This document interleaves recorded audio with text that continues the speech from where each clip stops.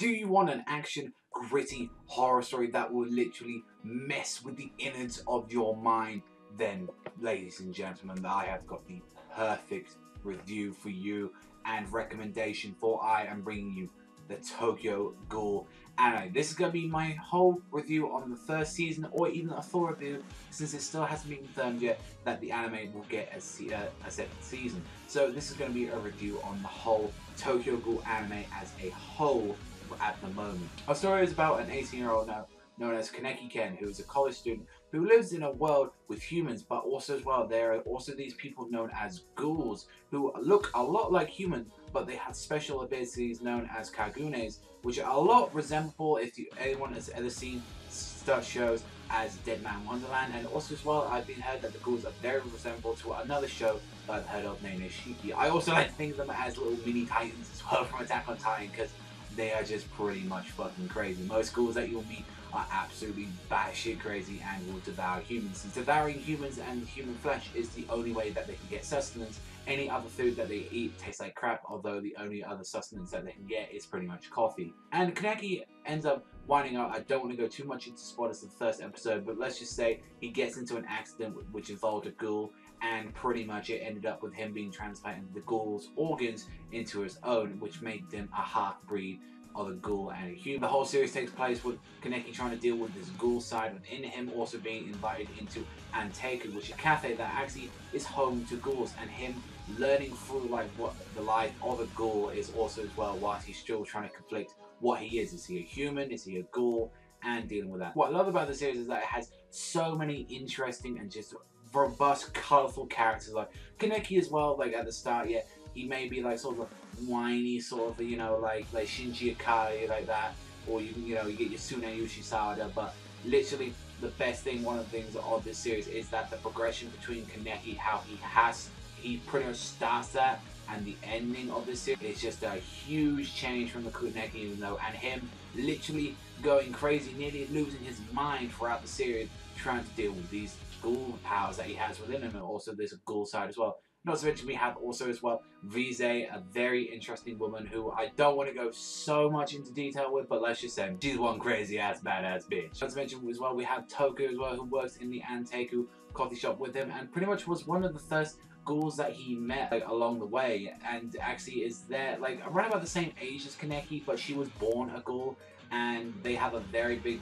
like conflict between one another, saying like, since like Kaneki pretty much hates ghouls at the beginning and saying like they're monsters and all that, and Toka is trying to become as most human and try and adapt to the human world as possible, since there are a bunch of ghouls that are actually fine with being the way they are and want to live in harmony with ghouls and humans together. Like Nishio, who is just a scumbag. Although we do get to see a more softer side to him and find out more of his story fleshed out, still, Nishio was one of the characters that I still never really did care for in the rest of the series, and he can go fuck himself. Tsukiyama, the psycho gourmet ghoul who wants Kaneki body so fucking love this. Like, this is one of the most interesting villains alongside another one that is just so out there, so crazy and just interesting to watch. He is definitely a very, very interesting antagonist, and he really did make the show for me. And we also have Jason as well, who is the pure discreet analysis of a nut job, and someone you do not want to fuck with if you're in the ghoul universe. Don't want to go too much into Jason as well, but let's just say, yeah, centipedes. And then lastly we have Amon and Mado, who are the dogs, like ghoul exterminators, and both of them are have their own sense of ideal of justice, and they just hate ghouls pretty much nearly from the bottom of their heart, and they do have their reasons for why, but literally the anime doesn't go too much into those details. Now there are a lot of great things about this anime that I had to highlight. One, being done by Studio Period, who this is probably one of their best short series that they've done. This is 12 episodes, so pretty much anyone can get into this. They don't have to put a huge investment into 12 episodes. It's just an easy watch, and not to mention it's a very dark, gory action. If you love stuff like Attack on Titan, if you love stuff like Dead Man Wonderland, then you will absolutely love the crazy, gory action that Tokyo Ghoul can give you right now. It's a very bleak world for Kaneki, trying to find hope, trying to cope with being half ghoul and half human, and whilst he doesn't belong in any part of the ghoul world or even the human world, he is trying to adapt and trying to see if there's even a place belonging to him in the middle, which makes him unique since he could actually bring both of the worlds together. And every main character, as I said as well, are like, well, yeah, there are a few that don't get as much screen time as I didn't really particularly care for Nisha, but pretty much everyone in Anteku I liked. All of the characters like there. Most of the dubs as well I pretty much cared for. I absolutely think Amon and Mado are beasts and all that.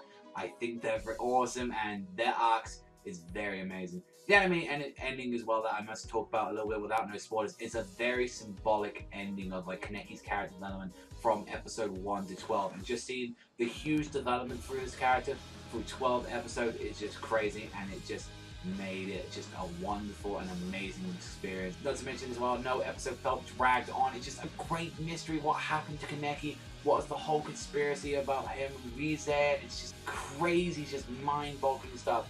Not to mention as well, like I always was yearning more for the action and stuff, like the ghoul fights with them and the exterminators with their Queen case. It's just so fucking action-packed, just so great. And not to even mention, some of the best stuff is ghoul versus ghoul action. You get to see ghoul versus ghoul. You get to see Quinke, you get to see exterminators. Like for the 3 arcs that this series adapted, it was just crazy, amazing stuff, start to finish, and it was just absolutely astonishing. I was yearning for more.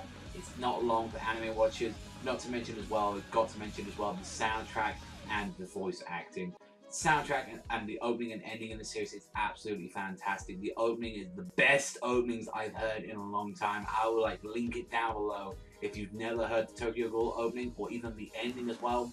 They are 2 of the best openings that you will hear for this year. Not to mention as well the voice acting, especially for Kaneki. You will even notice it in episode 1 that his voice acting is incredible, and pretty much throughout the whole series I absolutely love everyone's like voice acting throughout this whole series. The Japanese subtitle as of this video has been done is incredible. Now as well, I do have to go on about the cons as well of the series. Like the dubs can get a little bit boring with their dialogue and all that, especially when you're like, oh my god, I really want to go back to, you know, like Kaneki or something like that. It kind of does drag on with a bit of the dialogue as well. There was one moment in the anime where it's like, okay, this is like a little bit slow and all that. The anime also as well, since of reading off the manga, it did leave out some big stuff. And one important thing in the manga that really should have been addressed, and not to mention as well, it's a very fast-paced anime. It's very noticeable as they did try to squeeze in 60 chapters plus into a 12-episode anime. Honestly, I think this should have been 13 to 24 episodes. Like, in my opinion, 13 would have worked a little bit more. They would have been able to add like a little bit of extra more content to it.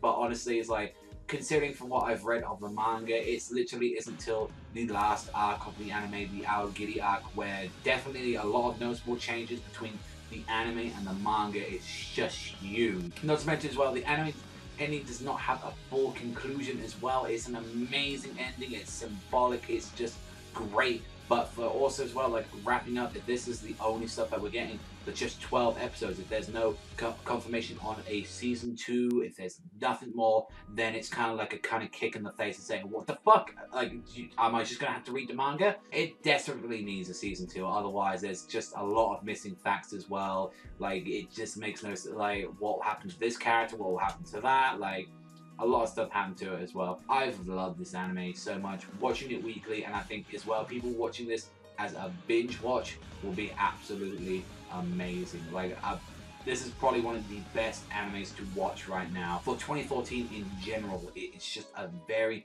powerful series.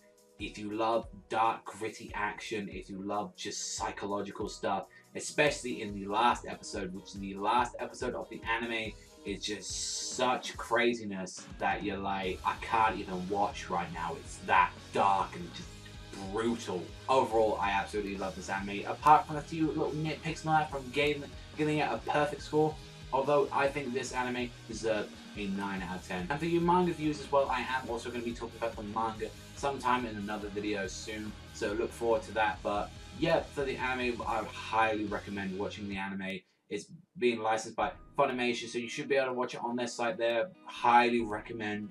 Tremendous anime, and hopefully we should be getting the Blu-ray soon for this amazing series. But that's all from me. Thank you very much for watching this series review of Tokyo Ghoul. I've been Panda, and I'll see you guys next time.